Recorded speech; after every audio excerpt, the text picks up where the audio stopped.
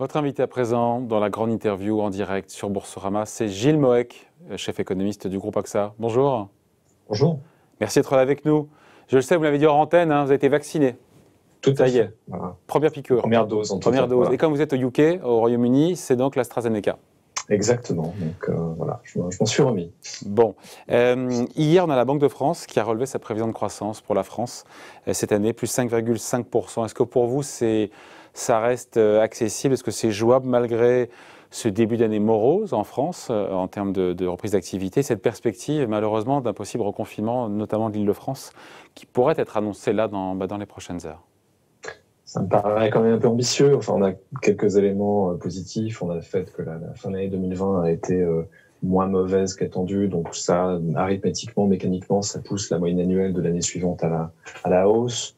Il est possible que effectivement notre économie soit un peu mieux adaptée aux restrictions et que donc le premier trimestre soit pas trop mauvais, mais ouais, je reste sans doute un peu plus prudent que mes ex-collègues de la Banque de France. On est quand même dans une incertitude majeure sur le troisième trimestre. C'est un peu ça qui va faire Parce la que balance. l'INSEE me dit malgré tout, alors je parle sous votre contrôle, mais l'INSEE nous dit quoi? Plus 1% au premier trimestre, plus 1% de croissance au deuxième. Acquis de croissance, ça nous mène à 6 l'acquis de croissance. Donc même si on fait 0% au troisième et au quatrième trimestre, on fait les plus 6. Du fait de... Du fait d'un premier trimestre à 1%, on verra où on en est. Mode de mémoire, il me semblait que la Banque de France tablait davantage sur les stagnations au début de l'année que sur une véritable croissance, mais ça a pu changer. J'ai pas regardé dans les détails. Ce qui est sûr, c'est qu'effectivement, le niveau d'activité en France, et ça c'est vrai partout en Europe, le niveau d'activité à un degré de restriction sanitaire donné est nettement meilleur dans cette phase que lors de la première phase de 2020. Ça, c'est une réalité. Et donc ça nous amène à creuser beaucoup moins les PIB lorsqu'on est en phase de restriction massive. Pour moi, quand même, la question reste ouverte du degré d'activité au deuxième trimestre, puisque pour l'instant, on ne sait pas si on va vers davantage de restrictions ou au contraire davantage d'ouverture. C'était la discussion que vous aviez tout à l'heure avec Raphaël Il sur la semble qu'on aille vers préparation plus de d'ouverture. restrictions aujourd'hui en France, Voilà. ça tombe sous le sens. Donc, Est-ce que donc ça change ou pas la donne en termes, encore une fois, de croissance sur cette année, ce qui est en train de se jouer là maintenant? oui, tout à fait, parce que moi, mon obsession, c'est où on en est au 1er juillet. Pourquoi? Parce que ce qui va se jouer, c'est la qualité de la saison touristique, pour aller très vite, sur tout un tas de secteurs qui restent quand même très à la traîne. Si on aborde le troisième trimestre 2021 avec le maintien de restrictions fortes, avec une absence d'immunité collective, et au-delà du cas français, une impossibilité, par exemple, pour un certain nombre de touristes étrangers de visiter la France, on aura un problème sur le T3. Et si on ne peut pas répliquer l'espèce de parenthèse enchantée qu'on avait eue lors du T3 2020, je pense qu'on aura du mal à tenir une prévision de croissance ambitieuse sur 2021. Ouais. Donc 6%, cette prévision de croissance qui est celle du gouvernement actuel, de 6%, pour vous, elle est, je ne dis pas qu'elle est caduque, mais elle est quoi? Non, elle n'est pas caduque. Elle est atteignable. Elle est atteignable si, encore une fois, on a une accélération du programme de vaccination qui fait que, à l'issue du deuxième trimestre 2021, on peut espérer avoir un second semestre 2021 normal. Voilà. On a une espèce comment dire, de prévision en cascade. La prévision sur la croissance, c'est en fait une prévision sur le degré de normalité à un certain moment dans l'année. Est-ce qu'on y arrive au T2? Est-ce qu'on y arrive au T3? Est-ce qu'on y arrive au T4? Et plus on le décale dans le temps, plus évidemment, moins le rebond est fort. Le gouvernement est cohérent avec lui-même. C'est-à-dire que puisqu'il compte sur une immunité collective, en tout cas c'est ce que j'ai compris, quelque part au tout début du troisième trimestre 2021, ou en tout cas une situation sanitaire qui soit cohérente avec une réouverture assez générale au T3, à ce moment-là, oui, les 6% sont atteignables. Mais c'est là où on est dans une incertitude parce que les dernières nouvelles sur le front de la vaccination ne sont pas particulièrement positives. Ouais, après, la Banque de France, il faut le dire aussi, elle imagine un scénario, je ne sais pas comment elle le qualifie, d'alternative, de plus pessimiste, d'une croissance de seulement 3% pour cette année, si la circulation, encore une fois, de la pandémie, du virus accélère durant l'année. C'est un scénario qui, aujourd'hui, gagne en crédibilité, surtout si la campagne de vaccination n'accélère pas comme elle le devrait. Pardon, je tourne autour du pot, mais la Banque de France dit, voilà, on peut très bien faire 3%. 3%, c'est plus la même histoire. Hein. C'est vraiment la clé. C'est-à-dire que moi, ce qui me frappe en fait aujourd'hui, c'est le contraste, non pas simplement en termes de vitesse de croissance, mais en termes de certitude, entre guillemets, des scénarios, entre d'un côté ce qui se passe aux États-Unis et de l'autre ce qui se passe au monde continental. C'est-à-dire que aux États-Unis, on voit le programme de vaccination aller assez vite, on voit les États prendre les uns après les autres des mesures de réouverture. Alors, personne n'est à l'abri d'un accident, et si un variant résistant au vaccin émerge aux États-Unis, ils seront, comme tout le monde, amenés à refermer, mais on a quand même une probabilité de trajectoire positive qui aujourd'hui est assez solide. Lorsqu'on regarde la situation en Europe, on n'a pas ce niveau de sécurité, si vous voulez, sur la trajectoire. C'est-à-dire qu'à ce stade, moi je ne sais pas si on a touché en fait le point bas d'activité économique, parce qu'on ne sait pas encore si on va vers davantage de restrictions et à quel moment on peut compter sur une levée générale des restrictions. Alors qu'aux États-Unis, et d'une certaine manière au Royaume-Uni aussi, on a aujourd'hui, non pas une certitude, mais un bon degré de confiance. Ouais. Il se trouve que 6%, qui est la prévision de croissance pour la France du gouvernement, est aussi la prévision moyenne des économistes sur l'économie américaine. Et là, on se dit qu'ils vont plus facilement l'atteindre que nous. C'est peut-être la conclusion de ce qu'on vient de dire jusque-là. Pour moi, c'est une évidence. C'est-à-dire que mais ça fait mal au derrière quand même. Ils ont une baisse de PIB de 3%, dont on a eu en France 8, je crois, l'an dernier. Si finalement on finit avec 3, eux font 6, ça fait quand même un petit peu... c'est rageant. Hein. C'est sans doute rageant, mais plusieurs choses quand même. La première, c'est que la prise de risque sanitaire, entre guillemets, aux États-Unis a toujours été plus forte qu'en Europe. C'est pas spécifique à la France, c'est le cas de toute l'Europe. C'est-à-dire qu'à degré de stress sanitaire donné, les Américains ont toujours pris la décision de réouvrir plus vite que nous. Et ça, c'est indépendant de qui est à la Maison-Blanche, puisque ce sont des décisions qui sont prises État par État. Donc ça, c'est une question presque culturelle ou structurelle d'aversion ou pas au risque. Donc ça a été l'approche américaine. Dès qu'on pourrait ouvrir, même en prenant un risque, moi je n'ai pas de jugement de fond là-dessus, je constate que leur aversion au risque est plus faible. Donc ils réouvrent beaucoup plus vite. Et deuxième élément, et ça c'est la surprise de cette année, c'était pas évident du tout, parce que comment dire les choses gentiment, les Américains ne sont pas forcément les meilleurs performeurs lorsqu'il s'agit de politique publique d'urgence. Ouais, là ils mettent le paquet. Voilà. Mais là, ils l'ont fait. Voilà. Et là, on a une campagne de vaccination. Et j'irais même un tout petit peu plus loin dans le cas américain. Ce qui me frappe, c'est que la campagne de vaccination américaine va vite et qu'ils ne prennent pas de raccourcis pour aller vite. Parce qu'on pourrait dire, par exemple, qu'au Royaume-Uni, il y a une prise de raccourcis. Par exemple, cette attente extrêmement longue entre les 2 doses du vaccin. Alors, ça semble être plus ou moins confirmé par la science. Mais en tout cas, ce n'était pas le programme de début. Alors qu'aux États-Unis, pour l'instant, on respecte strictement les normes qui avaient été édictées au départ par les producteurs de vaccins sur la fréquence entre les deux vaccins. Donc ils le font énormément et ils le font sans raccourci. Donc c'est quand même assez impressionnant. Et puis, voilà, le paquet Biden. Ouais. D'où une économie plus résiliente. Ouais. Mais est-ce que, on sort de l'économie, mais en termes de mortalité, est-ce que vraiment, avec leurs 520 000 morts, le fait d'avoir été plus souple, plus rapide sur la réouverture des économies, est-ce que ça n'a pas de grand négatif fort sur le nombre de morts ou est-ce qu'en taux de mortalité, si on est comparé à la population équivalente par rapport à beaucoup de pays européens, les Américains ont une mortalité plus forte, si on compare au nombre de millions d'habitants, en termes cumulés depuis le début de la pandémie. Ça a été leur choix, leur approche de risque depuis le début. Si on s'en tient à une discussion du cycle, de la conjoncture, de l'état de l'économie, on peut dire que oui, les Américains, à cause de cette prise de risque, ont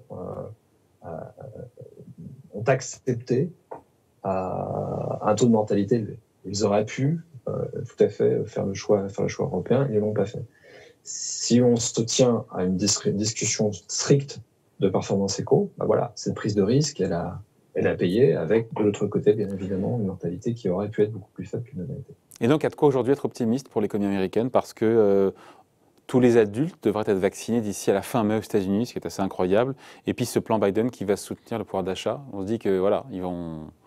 Toutes les cases sont en train d'être cochées, les unes après les autres. C'est quand même assez impressionnant. Moi, ce qui me frappe, c'est qu'avant même le début de la campagne de vaccination, la vitesse acquise, entre guillemets, par l'économie américaine était sans commune mesure avec la nôtre. Je rappelle que le T4 2020 est un trimestre de croissance aux États-Unis, 4% en rythme annualisé, alors que nous, côté européen, on était en rythme annualisé dans une contraction du PIB d'à peu près 2,5 points. Donc déjà, on part d'un point de départ plus allant du côté américain. S'y ajoute la réussite vaccinale et l'approche vers une réouverture qui dans certains cas peut être risquée, je ne remets pas en cause, mais en tout cas une réouverture plus précoce. Et puis voilà, le paquet Biden. Alors on peut disserter pendant des heures sur l'impact macro qu'aura le plan Biden. Moi je le fais d'une manière très simple, j'essaie de raisonner par l'absurde et à l'envers. C'est-à-dire que le PIB américain au quatrième trimestre 2020, il était inférieur à ce qui est normalement le potentiel, en tout cas si on en prend le CBO, d'à peu près 950 milliards de dollars. Le plan Biden, c'est 1900 milliards. Donc voilà, si seulement la moitié du plan Biden est effectivement dépensé et va soutenir l'économie américaine, les Américains auront en 2021 totalement effacé leur APOGA, auront remis leur PIB au niveau potentiel, au niveau où il aurait dû être. Nous, on en est très loin. Ouais. Sauf que vous le disiez, voilà, les Américains, on sait qu'ils ne vont pas tout dépenser non plus. D'ailleurs, les chèques ont commencé à arriver ce week-end. Les chèques de 1 400 $ par personne, potentiellement pour une famille avec 2 enfants, ça fait 5 600 $. On sait que d'après une étude, c'est Bank of America qui a interrogé 3 000 personnes, plus de la moitié disent qu'ils vont, avec cet argent, ils vont rembourser leurs dettes, ils vont économiser, ils vont investir. C'est-à-dire qu'il y a il y a un petit 36% qui va dépenser ce chèque. Mais malgré tout, c'est quand même bon pour l'économie. C'est quand même bon parce que... ça fait une grosse déperdition quand même. Hein. Le chèque, c'est l'effet spectaculaire. Mais derrière, il y a des mesures qui, à mon avis, là, pour le coup, vont se retrouver dans l'économie, vont être dépensées quasiment tout de suite. Par exemple, le supplément fédéral sur les indemnités chômage, ça va amener du revenu à des gens qui sont très coincés, qui sont très contraints sur leur liquidité. Et ça, je pense que ça devrait avoir un effet positif. Il ne faut pas oublier que les démocrates ont profité du plan Biden pour passer un certain nombre de projets qui leur tenaient à cœur depuis très longtemps. Par exemple, il y a une très forte augmentation des allocations familiales qui vont vers des ménages pauvres, souvent des parents isolés. Et là-dessus, on peut compter une dépense quasiment de 1 pour 1. Je doute qu'on trouve énormément d'épargne dans ce segment de la population. Donc pour vous, les États-Unis, vous disiez, cochent toutes les cases pour rebondir plus vite que nous ? En tout cas, sur 2021, oui. La question qui va se poser aux Américains, mais comme d'habitude, le marché a du mal à penser à 2 choses en même temps, c'est ce qui se passe après. C'est-à-dire que la différence dans l'approche budgétaire entre l'Europe et les États-Unis, enfin une des différences, c'est que les Américains vont très fort cette année, mais quand vous regardez le détail des mesures, la plupart d'entre elles cessent à peu près à l'automne 2021. Et politiquement, il n'est pas évident que Biden puisse très facilement faire suivre son stimulus d'urgence par son fameux programme de relance de l'investissement public. Donc on peut se retrouver à la fin 2021 avec une espèce de creux, de trou d'air, parce qu'on aura perdu très vite en fait cette stimulation.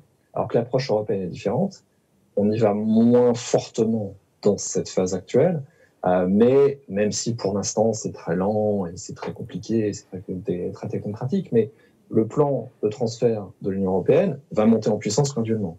Donc les Américains, là, ils vont à fond tout de suite en 2021, cherchent à faire repartir l'économie très très vite. Après, c'est un peu le point d'interrogation. Nous, d'une certaine manière, on fait un peu l'inverse. Ouais. Le lien est tout fait, Gilles Moch, avec la Fed qui se réunit aujourd'hui. Elle a conscience de ça, la Fed, notamment sur l'économie américaine, qui est un possible OK sur la fin 2021, parce que pour l'instant, on sent qu'on voit bien de la part de Jérôme Powell qu'il ne veut pas durcir sa politique monétaire de manière trop précoce pour ne pas pénaliser l'activité, quitte à prendre ce risque de subir une inflation qui serait pour le coup plus importante. Il a raison ? Oui, je pense. C'est-à-dire que alors, il faut toujours faire attention quand on est économiste à ne pas projeter sur les autres ses propres biais et ses propres prévisions. Mais moi, j'ai le sentiment que le scénario central retenu par la Fed sur la croissance américaine, c'est un peu celui que je décrivais, c'est-à-dire une croissance en bosse. C'est-à-dire que vous avez la réouverture qui provoque spectaculairement une reprise mécanique de l'économie, qui va être magnifiée cette fois-ci par le plan Biden. Du coup, on va avoir, à mon avis, un T2 et un T3 américain, mais absolument spectaculaire. qui va en plus générer, encore plus qu'aujourd'hui, cette grande crainte sur l'inflation et avec une possibilité effectivement de voir effectivement l'inflation accélérer dans les mois qui viennent. Mais la raison pour laquelle la Fed, à mon sens, va rester relativement calme devant tout cela et va maintenir un discours accommodant, c'est précisément parce que dans leur hypothèse, en tout cas je pense que c'est central, on arrive à la fin de l'année 2021, les choses se calment un petit peu et puis on redécouvre que faire redémarrer l'inflation aux États-Unis, qui était quand même très basse avant la pandémie et qui l'était depuis une dizaine d'années, faire redémarrer ça, l'inflation c'est un paquebot, hein, c'est pas un hors-bord, et c'est compliqué à faire repartir, et du coup ils auront raison de maintenir une orientation très accommodante. C'est un discours subtil, assez compliqué à tenir pour la Fed, le risque de gadin et de mauvaise communication est fort. Mais, ouais. Et l'hypothèse d'une hausse de taux quelque part en 2022 parce que l'inflation serait plus forte que prévu, on l'écarte ou pas totalement? Je pense qu'ils vont essayer de l'écarter ce soir en tout cas, puisque ils vont publier leur fameux dot plot, hein, cette répartition de leur prévision de hausse des taux. Moi, je doute vraiment très fortement que la prévision moyenne du FOMC soit sur une hausse des taux en 2022. Je pense qu'il y aura une prévision pour une première hausse des taux en 2023. Ce qui serait cohérent avec des prévisions de la part de la Fed qui nous dirait que l'inflation commence à dépasser 2% à la fin 2022, début 2023. Et donc on laisse l'inflation dépasser un peu l'objectif pendant quelques mois et ensuite on tape. Ça, c'est à mon avis ce qu'ils diront ce soir. Après, la réalité des choses, je ne sais plus si on en avait parlé ensemble, mais j'ai toujours une espèce de doute lancinant sur la crédibilité du discours de la Fed sur ne vous inquiétez pas, nous laisserons l'inflation au moins temporairement dépasser l'objectif. Vous avez un doute sur quoi? Sur le fait qu'elle tienne ça, qu'elle tienne ce discours? Oui, qu'elle tienne cela, parce qu'on peut imaginer un scénario en 2022 où, certes, on a un petit hockey en fin 2021, mais... un hockey vers quoi? Vers 2, 2,5? Oui, c'est ça. Mais, rien de dramatique. Mais surtout, quand je parle de hockey, une situation dans laquelle on peut avoir une inflation qui tape, tangente les 3% pendant quelques mois cette année, à cause des effets de base. Ça repart à la baisse fin 2021, mais on peut avoir un scénario 2022 qui serait compliqué pour la Fed, dans lequel la croissance se tient très bien, les prix d'actifs recommencent à monter très fortement, parce que voilà, les taux se seront un petit peu calmés, tout le monde parle de risque de stabilité financière, tout le monde parle de spéculation, tout le monde parle de bulles, et certes, l'inflation est un peu en dessous de l'objectif, mais on sent bien qu'on va vers les deux. Est-ce que la Fed, dans une configuration comme cela, pourra véritablement tenir et attendre 2023 pour relever ses taux? C'est pas évident pour moi. Je pense qu'ils vont le dire. Ils vont dire oui, ne vous inquiétez pas, nous attendrons jusqu'en 2023. Maintenant, on peut imaginer un épisode dans lequel la Fed sera un peu contrainte de relever un peu plus tôt. Et c'est pour ça que moi, je continue à penser... Contrainte par qui? Contrainte par qui? Contrainte par le fait que même si censément une banque centrale ne poursuit qu'un objectif de stabilité des prix et dans le cas de la Fed un objectif de plein emploi, si on s'aperçoit que la sphère financière va vraiment trop vite, trop loin en 2022, à mon avis, ce sera compliqué pour la Fed de résister à la pression. Est-ce que pour vous, le gros de la hausse des taux, long, aux États-Unis est derrière nous, ou d'autres tensions sont vraiment à venir, possiblement? Je pense que ça n'est pas terminé. Je pense qu'on peut aller, va aller tutoyer les 2% sur un 10 ans américain. Cette année? Cette année. Pardon? Cette année. Cette année, cet été. Là aussi, un peu quelque chose en bosse. Je m'attends à une situation dans laquelle, à un moment dans cette phase un peu de reprise spectaculaire où vous avez la réouverture de l'économie et le choc Biden, il suffira de pas grand-chose, par exemple 1 ou 2 mois d'inflation sous-jacente plus fort qu'attendu, un chiffre payroll extrêmement élevé, et là Powell qui s'exprime de manière, peut-être à un moment ça peut arriver de manière un peu maladroite, et ça on a tous les ingrédients pour que du coup le marché fasse ripper l'obligataire vers un 10 ans à 2%. Et ça serait un drame ou pas? Ça serait un drame ou pas? D'avoir un taux à 10 ans qui cet été soit américain, qui soit à 2%? En soi non, mais ça devient un tout petit peu, ça devient une espèce d'encre dans le marché.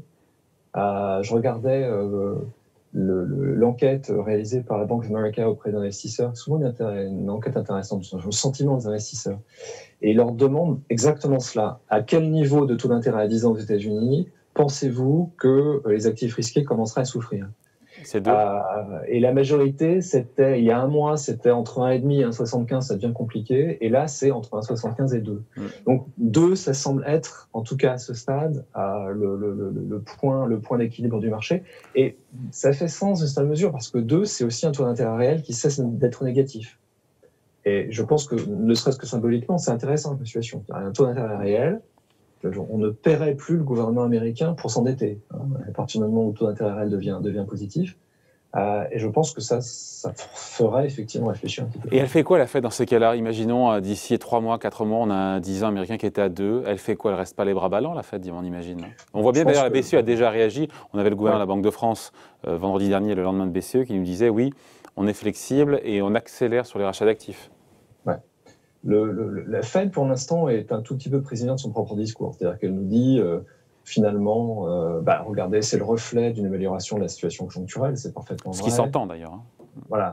Mais effectivement, si on en arrive au point où ça menace les actifs risqués, ce qui, aux États-Unis, est toujours important, puisque c'est un effet sur l'économie réelle assez rapide, via l'investissement et via la consommation, je pense que là, ils reparleront de ce qu'on appelle l'opération twist, c'est-à-dire d'un déplacement des achats de titres par la Fed vers la partie longue de la courbe, pour essayer d'aplatir en fait la courbe, pour essayer d'éviter que les taux d'intérêt à long terme augmentent trop. C'est, j'imagine, l'approche qu'ils utiliseraient si jamais on arrivait dans ce territoire-là. On n'en est pas encore là. Merci d'avoir été avec nous. C'est toujours un plaisir. Gilles Moec, donc chef économiste du groupe AXA, invité de la grande interview en direct sur Boursorama. Merci. Bye. Je vous en prie. Au revoir. À bientôt.